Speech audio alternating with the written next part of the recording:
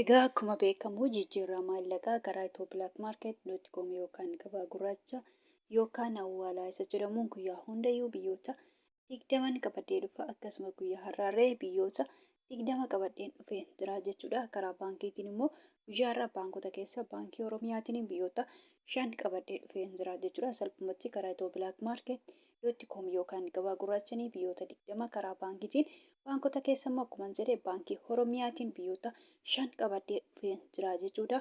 Hordoftoota kabajamtoota maamiltoota koo nagaa waaqayyoo isin dhageenye nagaan waaqayyoo manaa fi kallattii jirtanitti isiniif haa ta'u.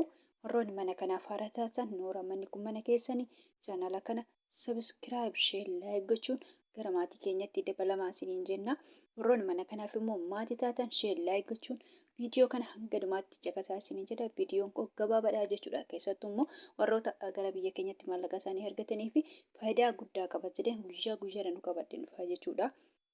Karaa ethio.com illee ta'e karaa baankiitiin akkuma jedhe qaqqacareen qabadde dhufa jechuudha.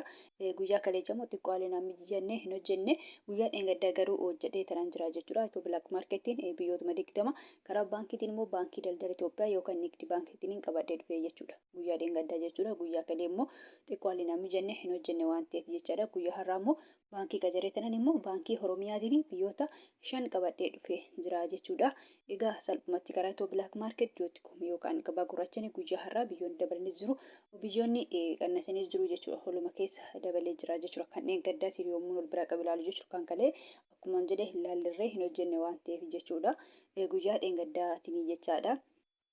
Egaa salphumatti karaa ethio.com biyyoota akkuma beekamu kanneen akka Ameerikaan doolaarii, Kanaadaan doolaarii, Awustiraaliyaa doolaarii, Oomaan riyaala, Duubaa dirhaama, Saawud Arabiyaa riyaala, Kuweet dinaara, Baareen dinaara, Chaayinaa yuwaanii, Joordaan dinaara, Paawundi sterlingii, Yuuroo, Swiss firankii, Koronaa, Turkii liiree, Ijipshaan paawundii fi kan kana fakkaatan qabadhee dhufee jira jechuudha. Akkasuma immoo akkuma jedhe karaa baankiitiin baankii Oromiyaatiin biyyoota 5 kanneen akka Ameerikaa doolaarii, Duubaa dirhaama, Saawud Arabiyaa riyaala, Paawundi sterlingii, Yuuroon qabadhee dhufee jechuudha. Karaa baankiitiin biyyoota tokko biyyoota namoonni baay'inaan laalanii qabadhee dhufa malee zim jedhee onnoo qabadhee dhufu jechuudha. Maaliif warrooti kun biyyoota akka fakkeenyaaf kan akka Paakistaanii kan akka Hindii namoonni ilaalan hin jiran jechuudha. Haadhumaan hindisu jeetumaan qabadhee dhufa malee homtuu hin jiru jechuudha. Maaliif hin beekama waan ta'eef kanaafuu salphumatti biyyoota yookaan biyyoota 5 biyyoota 6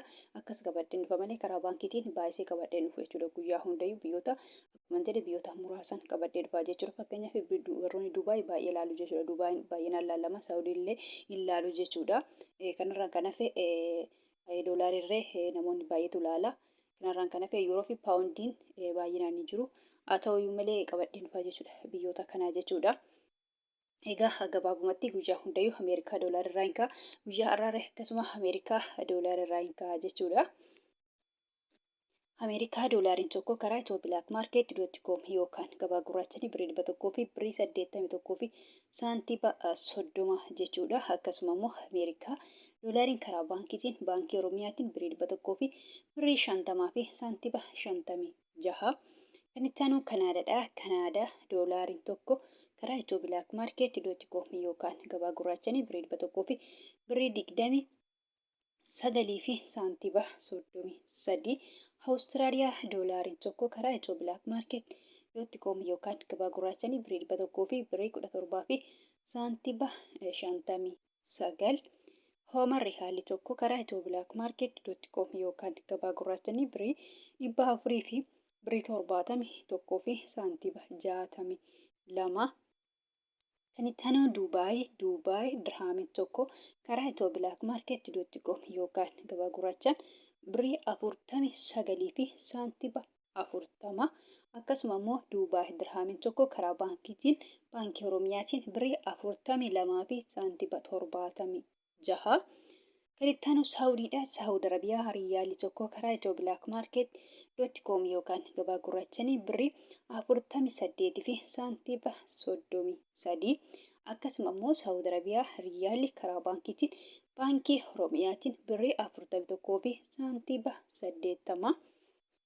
Kan itti aanu Kuweet dinaarri tokko karaa ethio.com yookaan gabaa gurraachaan birrii 500 fi birrii 90 fi saantiba 04 dhugaa dubbachuu fi birriin Kuweetii baay'ee dabalee jira jechuudha. Baay'ee dabalee jira jechuudha.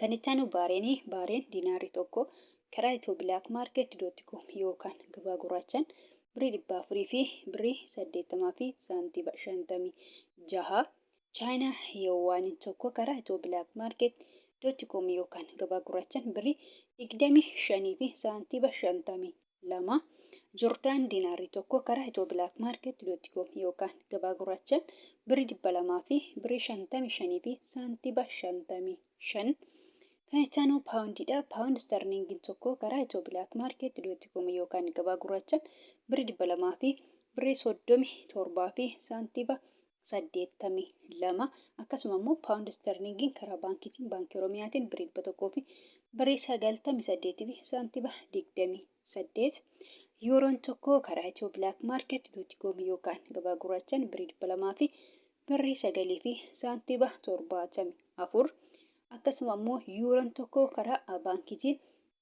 baankii Oromiyaatiin birrii 100 fi birrii 73 fi saantiba 79 Swiss frankiin tokko karaa ethio.market.com yookaan gabaa gurraachaan birrii 200 fi birrii 25 fi saantiba 90 Koroonaan tokko karaa ethio.market.com yookaan gabaa gurraachaan birrii 19 fi saantiba 06 Turkii liireen tokko karaa ethio.market.com yookaan gabaa gurraachaan birrii 4 fi saantiba 28 Egyptian paawundiin tokko karaa ethio.market.com yookaan gabaa gurraachaan birrii 3 fi saantiba 82 Yemen rihaalli tokko karaa ethio.market.com yookaan gabaa gurraachaan 0 saantiba 76 Israa'el shekeliin tokko karaa ethio.market.com yookaan gabaa gurraachaan birrii 55 fi saantiba 37 dhiifama birriin Israa'el birrii 55 fi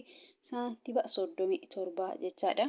Kan itti aanu hindiidha. Hindiyaa ruupeen tokko karaa ethio.market.com yookaan gabaa gurraachaan birrii 2 fi saantiba 05 Paakistaan ruupeen tokko karaa ethio.market.com yookaan gabaa gurraachaan 0 saantiba 64 sharafachaa oolan yookaan jijjiirrachaa oolanii jiru jechuudha. Salphumatti karaa ethio.market.com yookaan gabaa gurraachaan biyyoonni 20 kana fakkaatu jechuudha.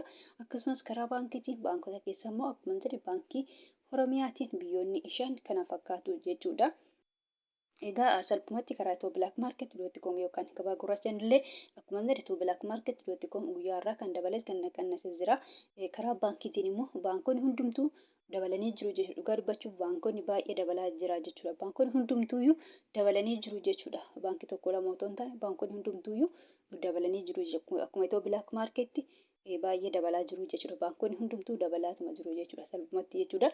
Kan biraa immoo kanan jechuu barbaadu jechuudha. Guyyaa hunda yoo dubbadha warroonni Joordaanii fi Beerut yookaan Libneen jirtanii jechuudha. Fakkeenyaaf birriin biyya Joordaanii diinaara jedhama. Warroonni mana madaamii jirtan immoo diinaara biyya sanii osoo hin taane doolaarii fudhattu jechuudha. Beerut yookaan Libneen illee akkasuma jechuudha. Birriin biyya sanii paawundii jedhama. Birriin biyya Beerutii paawundii jedhama jechuudha. Paawundiin Beerut yookaan Libneen immoo baay'ee xiqqoodha. Paawundoota keessa baay'ee xiqqoodha. Paawundiin baay'ee jira. Garuu paawundiin Beerut yookaan Libneen baay'ee xiqqoodha jechuudha. Akka birrii Paakistaanii akka birrii Yemeniiti jechuudha. Fakkeenya guyyaa irraa birrii Yemen 0 saantiba 76 jechuudha. Birrii Paakistaan immoo 0 saantiba 64. Birrii Beerut yookaan Libneen illee akkanatti xiqqoodha jechuudha. Salphumatti birrii Itoophiyaati gadi jechuudha. Birrii tokkichi Beerut yookaan Libneen birrii tokkicha Itoophiyaati gadi birrii tokkicha Itoophiyaa hin guutu jechuudha. Kanaafuu isinillee birrii biyya sana osoo hin taane doolaarii fudhattu jechuudha. Doolaariin immoo baay'eetu jira jechuudha. Fakkeenyaaf doolaarota sadii maqaa jira jechuudha. Ameerikaa doolaarii, Kanaadaa doolaarii, Awustiraaliyaa doolaarii jedhee kanan jira jechuudha. Ani maqaa isaanii hin baay'eetu jira. Akkuma paawundiin baay'een jiraate doolaariin illee baay'eetu jira jechuudha. Haa ta'uyyuu malee isaan kana keessaa isin kan fudhatan doolaarota hunda keessaa kan fudhatan jechuudha. Ameerikaa doolaarii ta'a jechuudha. Salphumatti warroonni Joordaanii fi Beerutii yookaan Libneenii jechaadha. Ameerikaa doolaarii fudhatu malee birrii biyya sanaa hin ta'u jechuudha. Fakkeenyaaf karaa ethio.market.com yookaan gabaa gurraacha yoo argattan jecha warroonni Joordaanii fi Beerut jirtan jechaadha. Guyyaa irraa birrii 100 fi birrii 81 fi saantiba 30 herreeggattu yookaan sassaabattu malee birrii biyya sanaa hin ta'u jechuudha. Akkuma jedhe warroonni Joordaan jirtanii dinaara miti. Beerut yookaan Libneen immoo paawundii miti jechuudha. Karaa baankiitiin immoo yoo ergattan baankota keessa immoo baankii Oromiyaatiin guyyaa har'aa yoo ergattan jechaadha. Warroonni Joordaanii fi Beerut keessattuu mana madaawii jirtan jechaadha. Birrii 100 fi birrii 50 fi saantiba 56 herreeggattu yookaan sassaabattu jechuudha. Maaliif karaa baankii Oromiyaatiin kanaan sharafamaa oole yookaan jijjiiramaa oole jechuudha. Doolaariin Ameerikaa tokko jechuudha. Egaa gabaabumatti warroonni Joordaanii fi Beerut yookaan Libneen jirtanii birrii biyya sana osoo hin taane Ameerikaa doolaarii ta'a jechuudha. Gabaabumatti viidiyoon kun irraa kana fakkaata. Viidiyoo birootiin hanga walitti deebinutti nagaa ta'a.